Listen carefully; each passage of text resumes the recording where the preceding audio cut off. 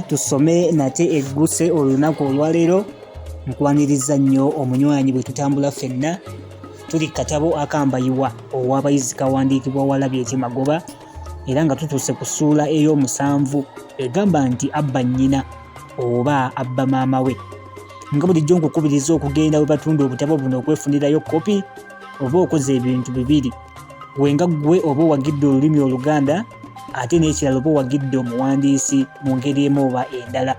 Naye obutabo buno bujja tuuka ekiseera nga tebukyaliyo ku matundiro g'amaduuka nga buweddeyo. So bw'oyanguwa n'ofunayo kopi oba okikoze bulungi ddala. Muzzukulu wa Mugema munnakyala akwata ssente empya n'enkadde nze Mwanjuzi era omuteesiteesi wa pulogulaamu eno eyatula tusome ku YouTube ate ne TikTok. Gw'oteekamu buteesi nti tula tusome tubeera butoola obw'amalusu n'eddookooli. Abba maama we. Nkoligo bwe yategeeza Mbayiwa enkeera nti yalabye Ndibassa ku ssaawa 4 ez'ekiro mu mazina n'omusajja omulala era nga ye yamuzizaayo nga yabadde wa Benzi. Bw'atyo Nkoligo bwe yategeeza Mbayiwa. Awo Mbayiwa ne yeebuuliza munda ye engeri ye asimba obusimbi ekinuulo gy'ayinza ate okuvuganyamu n'ab'emmotoka. Kyasigala akyebuuza. Olunaku olwo lwonna yasiiba anoonyereza magezi ga kufuna ssente mpozi naye asobole okufuna ekidduka eky'omuliro. Kyokka ye omutima gwe nga teguli nnyo ku mmotoka wabula ku pikipiki nga yeemuli obwongo. Ng'agamba nti singa agiyonja obulungi ate n'ayambala bulungi n'alyoka agivuga ng'akutaamiriddeko katono ng'atudde ku kaliya munnange nga awerekerwa omuntu era n'agivuga bulungi mu ngeri ya ddembe mbutalirema kusikiriza bawala bangi mbw'ate naddala Ndibassa atamuvanga ku mmeeme ye. Okwewola ku ddoola munnange n'ekyo n'akityamu nga terwa bulungi gy'anajjanga ssente ate zaakusasula bbanja kubanga bwe yabalirira mu busente bw'afuna buli mwezi ate aggyeko eza busuulu w'enju zino za mmere ko n'ez'okwekyakazaako ng'alaba talinaawo n'emwefikkawo ate kusasula bbanja. Oluvannyuma lw'ebirowoozo munnange byekubira ku nnyina mu kyalo nti kaagende amulimbe. Ekirowoozo ekyo olwamujjira n'afuna essanyu lingi nnyo ng'alabira ddala atuuse ku ssente. Mbayiwa yali taddangako mu bakadde be bukyanga ajja ku kibuga. Kale bwe bamuwandiikiranga nga bamuyita ng'abaddamu nti bakama be bamukozesa nnyo nti era mu wiiki tebamuwamu yadde olunaku olumu bwe luti olw'okuwummulako. Mu budde obwo Mbayiwa yali amaze okuyiga pulaani nti ng'oyagala okufuna amangu ekintu ku muntu osooka kumusonsekayo ky'omusonseka ate ng'okimuwa kimuwe nga kirabike ng'ekitaliiko bukwakkulizo bwonna. Ekyo yali akiyize bulungi ddala. Mbwawo gw'okiwadde asanyuke ate akuyingize mu mmeeme ye nga omuntu omulungi ddala. Kale bw'amala okubalirira bw'atyo mu bantu abalungi by'ayagala osobola ate okufuna bw'amala okubalira mu bantu abangi b'ayagala abalungi osobola omufunako ebirungi bingi. Munnange n'Embayiwa naye ku lwokutaano olumu bwe yakula bw'atyo. Kale kye yakola kwe kwekuba ku mukwano gw'eddoola n'amusaba amuwoleyo ku nsimbi nga ziizo nga zaakuzzaawo ku nkomerero ya mwezi. Ate olw'okuba nga ddoola yali amanyi nti Mbayiwa musasuzi w'amabanja mulungi teyaddamu ng'amuwa ssente zonna ze yali asabye. Mbayiwa olwazikwatako n'agamba nti Ddunga amaze okuyigga. Teyalwa nga yeekuba mu dduuka aguzeyo olugoye lw'ekikyalo olulungi ddala aguze ekkanzu emu saako n'obusaati wamu n'obuteeteeyi bw'abaana batoobe ko n'obuwale bwako. Enkeera ku lw'omukaaga yakeera mu katale ng'agulayo nnyama eya safuwala okuzaama. Wuuyo ayambuse mu dduuka aguzeyo emigaati mwana sukaali ate n'amajaani. Kale olwamala okugula ebyo byonna ng'akwata mmotoka zidda waabwe kyaggwe. Olwali okuva bw'ati mu mmotoka nga n'abiika bwamulabye dda era bajja bagwirana bambi batakkiza endulu nti obuseko batadde kuli n'obulali buyise babo bamututte mu nnyumba era dde kabula dda maamu nnyoge munnange ebyo byonna nga bye bibumbujjiraawo okukamala. banyumyamu ebiti nga biibyo n'asumulula ebirabo by'abaleetedde, si ku gomesi ya nnyina ne ku kanzu ya kitaawe bye yabayiwamu. Munnange okumanya kitaawe yasanyuka nnyo bwe yayambala mu kanzu empya ne yeetunulako awo n'amazina n'azinanga bw'ayimba ng'okuzaala kujaagaana era ddala kujaagaana. Mukyala we yalaba bba ali mu mateera atyabula n'atema akakule ke wali owulidde nga bw'alaamiriza nti laamannyabo wamma weezinireko mwami wange ani yalaamanyi. Kale abaana nabo tebaludde ekkalaayi bagireeta lutalo luno ne bagibuutula wamma ggwe nga bagikubanga eŋŋoma era nga bwe basaakaanya n'oluyimba luli olw'okuzaala kujaagaana.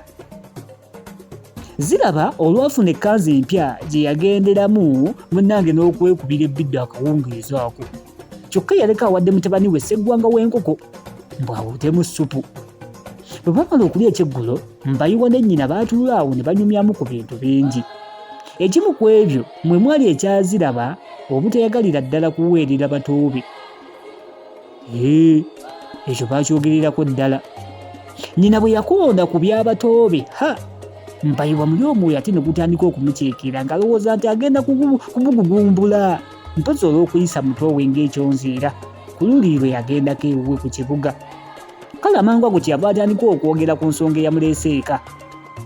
Yamulimba nti waliyo omuntu eyeetaaga siringi 600 mu bwangu nnyo era nga kyava atunda enju ye ey'abapangisa ku nnusu ezo zokka, ate ng'ennyumba eyo eyinza okuvaamu ennusu 1,000 buli mwezi. Awo n'asaba nnyina mpozi yeekube afuneyo ennusu ezo eza600 zimukwase agende agula ennyumba eyo. Nti era bw'anaamala okugigula ssente zaali kuŋŋaanya mu myezi 6 egisooka zonna waakuziweereza nnyina zizzeewo 600 ke yali yatoola. Ate olwo mpozi balyoke bagabanirenga wakati ssente ezinaasolozebwanga ku bapangisa. Bw'atyo bwe yagamba nnyina. Tugwa mutula tusome mwe tuli.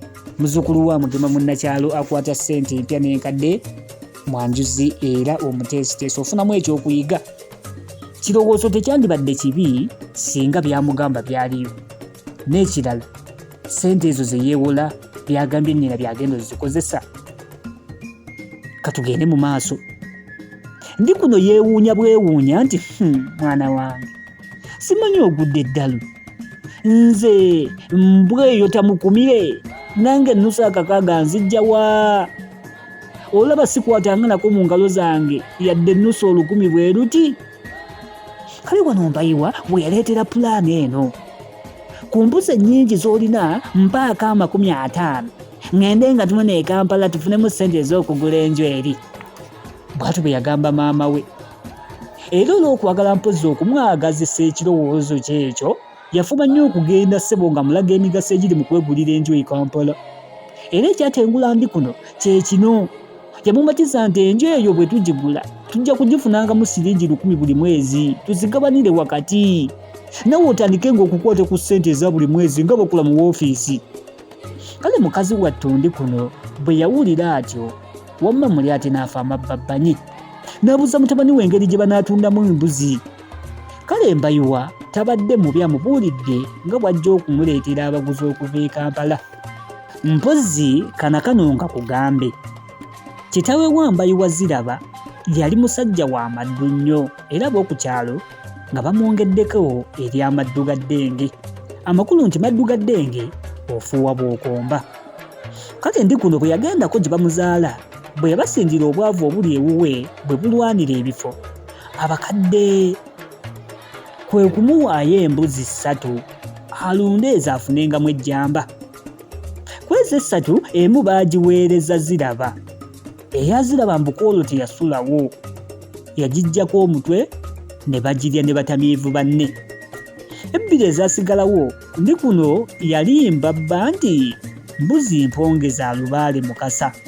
Era Ziraba teyeetantalanga okuva ku olwo kumuyiikiriza nti aziryeeko. ne bwe zaayala ennyo bwe ziti ewaka mbu nga talina gatambaala by'ataasobole. Eyo yonna katuveeyo. Munnange kyazira ndi kuno kukkiriza kutuuna mbuzi. Enkeera Mbayiwa yalinnya mmotoka kudda Kampala aleete omuguzi. Bwe yamuleeta mu kifo ky'okutikka embuzi 5 nga bwe bakkaanya, yatikka embuzi 6. 10 ye yali eyongereramu mbuli akuwundulula byambalo birala asobole ate okwakayakana mu maaso ga Ndibassa omuwala eyayambalanga n'atonnya.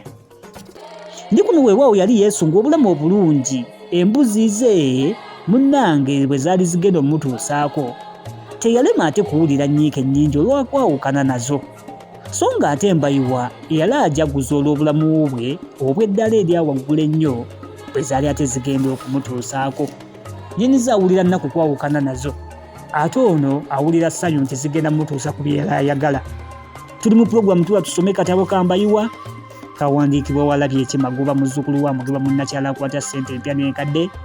Nze Mwanjuzi era omuteesiteesi. Nga tannava waka ndi kuno yamubuulira mu bingi. Yamubuulirira mu magezi nga nnyina. Era mpozzi ge yamuwa mwe mwali ekyobuteeja baatanga nga mugagga, nti kubanga ekyo kiyinza okumuwendulira abalogo. Naye Mbayiwa kino yalaba nga tayinza kukigumira.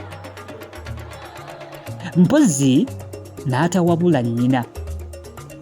Kwe kumwanukula n'amugamba nti naye maama, mu kibuga bwe weeyisanga omwavu gw'ofiirwa, kuba bonna baakuyisaamu amaaso era n'osubwa n'emikisa mingi egy'okweyongera ekkulaakulana.